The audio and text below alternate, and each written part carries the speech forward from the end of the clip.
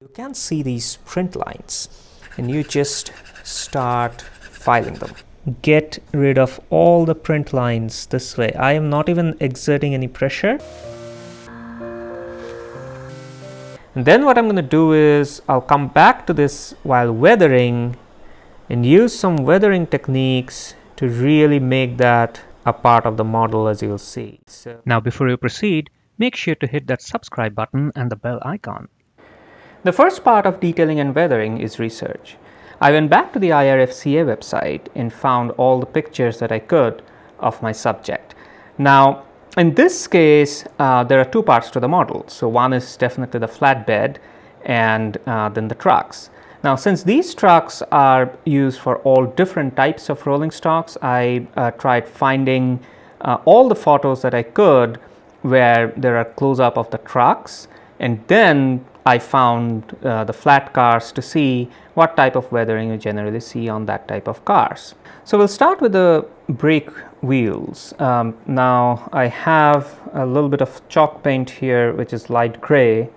Let me take some titanium white, because using just the white will be too sharp, though we can tone it down with some weathering later on. Mixing it with the ultramatte chalk paints not only tones down the shade, it also gives it a matte finish, as you'll see, which is also going to be critical to achieve that realism. All right, so that's good. The brake wheels are now painted, and as you can see, one piece at a time, every detail start making your model look more and more complete. So next, the trucks, and start adding some detail in them as well.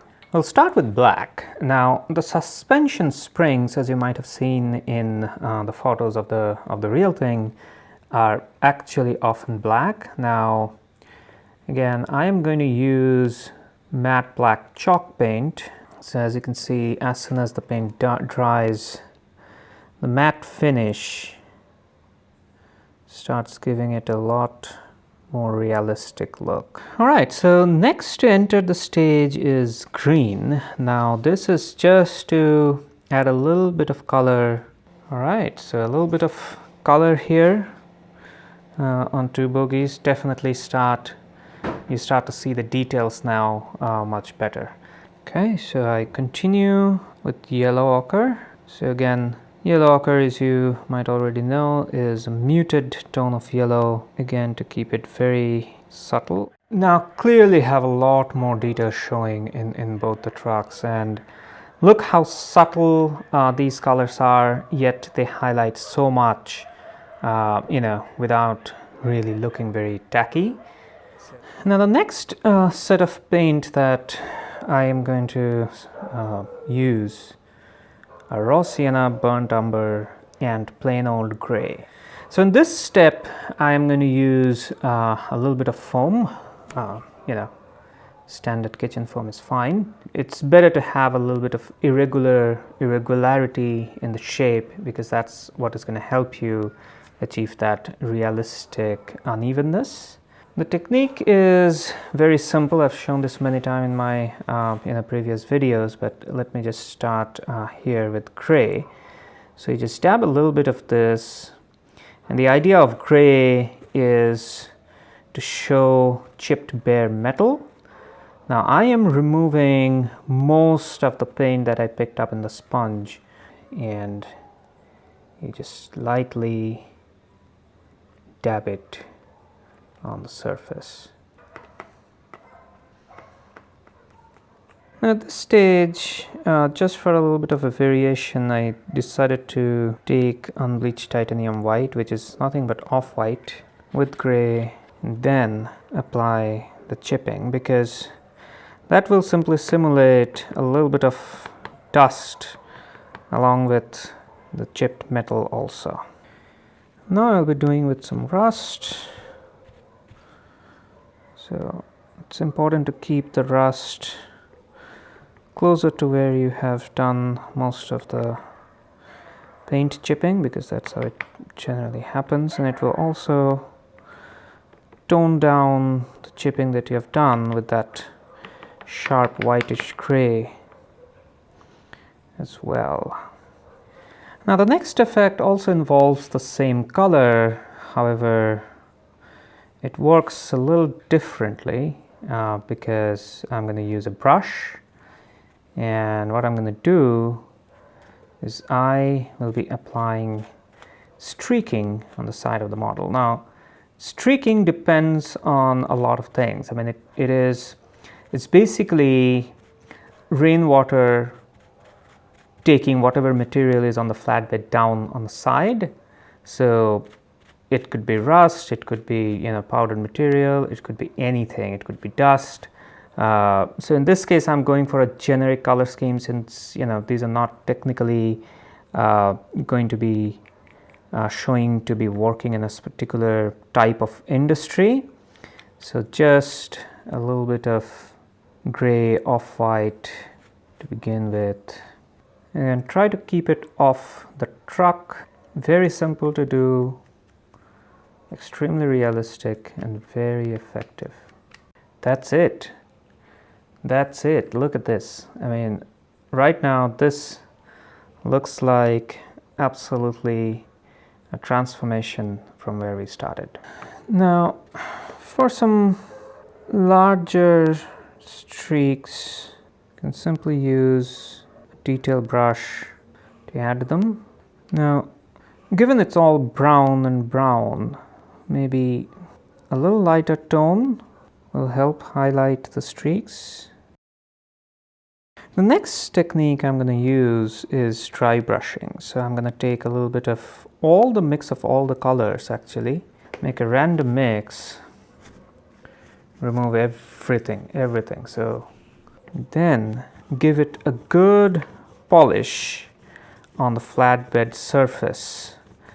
Now notice that only the raised parts are getting it, and since this is a 3D printed model, whatever raised parts were there as a part of the print line, they're getting it. So all the previous chipping, you might be thinking like, hey, that's not how it should look. Look now. Now those chippings are actually underneath this layer, and now with two effects together, it looks much more natural, fading and chipping on the flatbed.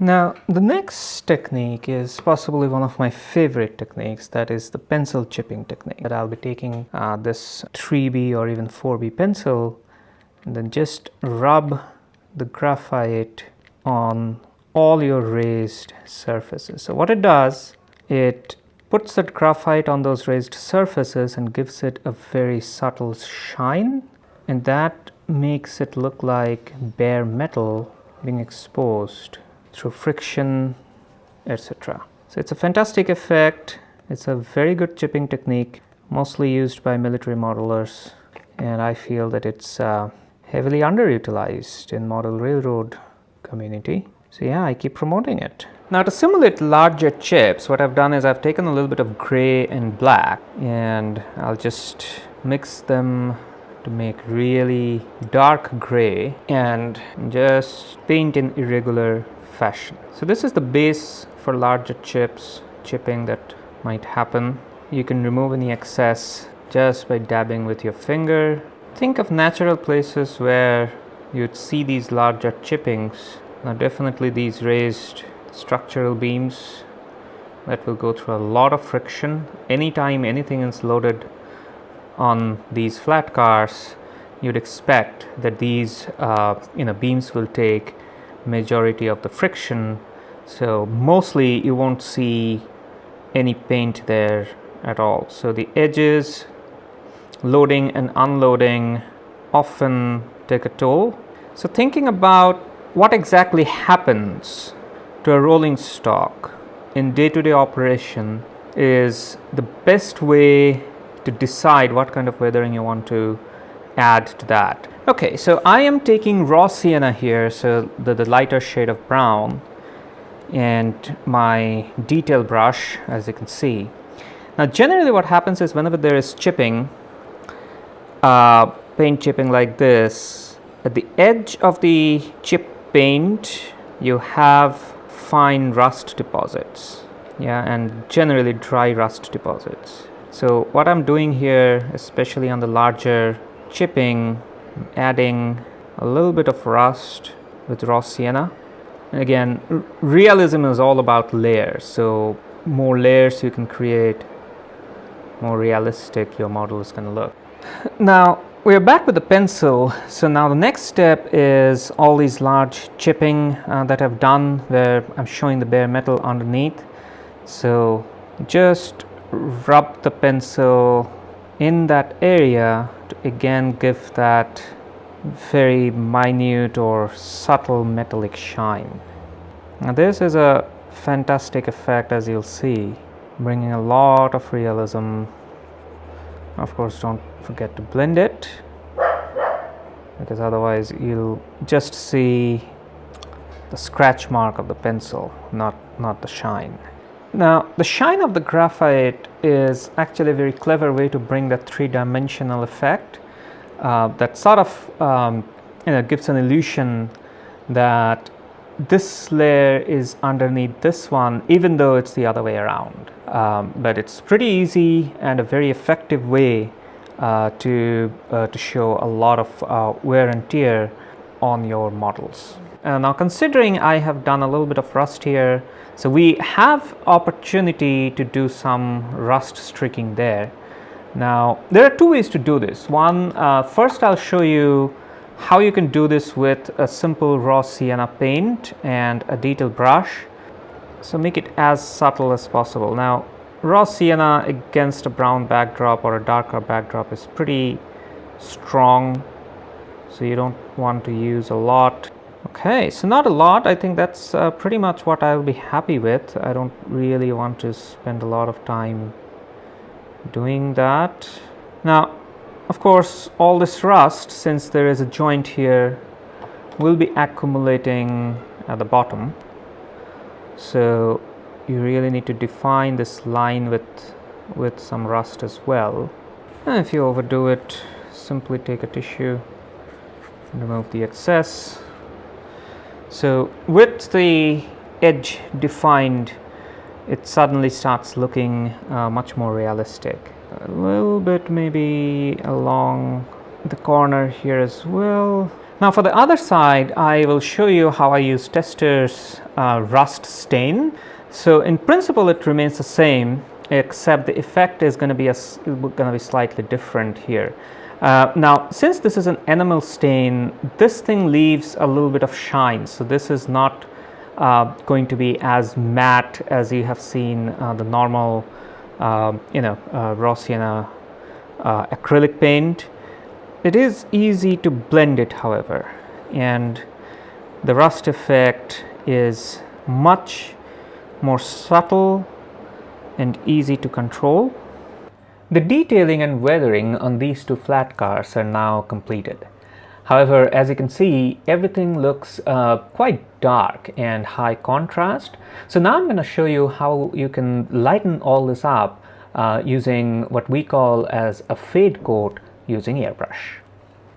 The first step of making a paint suitable for fade coat is to prepare 50% IPA, and for that I'm mixing demineralized water and 99 proof isopropyl alcohol in equal proportions. Next I'm going to take a little bit of white, a very little amount, as you'll see. This much is more than enough. Make sure this is thoroughly mixed, and tube acrylic generally is pretty thick, so you really would want to give your best to mix it well. Alright, we don't need a lot, so a little bit of white will do. And look at the consistency of this. It looks exactly like milk, especially because it's white, and this is exactly how you want this. Now I have reduced the pressure to 20 psi as opposed to 35-40 for the main base coat that you have seen before in the last episode. Another important thing is that I have removed this protective hood from the needle, just to show you that we want as little paint at one time as possible, so you should not have a lot of retraction on the spin. Now this is a double action airbrush, and the way you can control the flow of paint is by turning the dial clockwise or anti-clockwise, which adjusts the movement of the needle, and that controls how much paint is going to go through. So we want little paint, so we make it tight so that as little needle moves backward, the better. Now, to show you the difference this fade coat makes, I'm gonna first apply this on the right hand side of this flat car, the right half of it, and leave the left half so that you can see the difference side by side.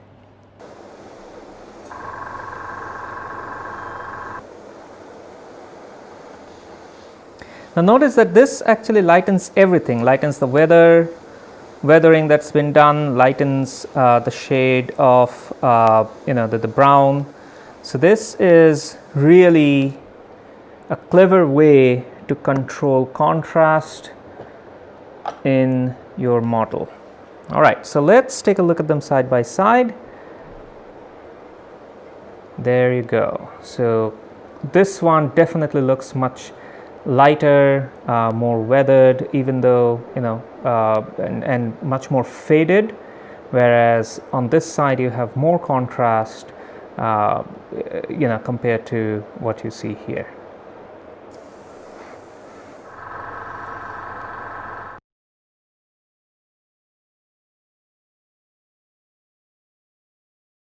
Now next thing to add is a bit of earth tone, just to simulate dust. Now to do some close-up detailing, I've reduced the pressure to about 12 psi, and I'm taking the brush really close to the truck. I'm also spraying from top to catch the top surfaces. Now for wheel splashes, I have taken a little darker tone of the earth color that I used before, and same 10 psi down to up motion exactly along the wheel line. Now the last thing to add is a little bit of grime, so for that I am gonna take the airbrush and spray a little bit of black. So I'm spraying it along these ribs in the center part of where the coupler is going to sit, since that's the natural position where you would see most grime buildup. A little bit of grime is required on the underside also, especially at these details. So I'll darken them a little bit. Yeah. Now my tester's dull coat lacquer is over, so I cannot really use it even if I wanted to. But I have found this Bosney flat clear, which is actually very reasonably priced. I believe I paid I don't know, something in the range of 200 rupees for this, which is just about what, $3 or something like that. So I'm excited to give this a try and see how it works. That's not good enough.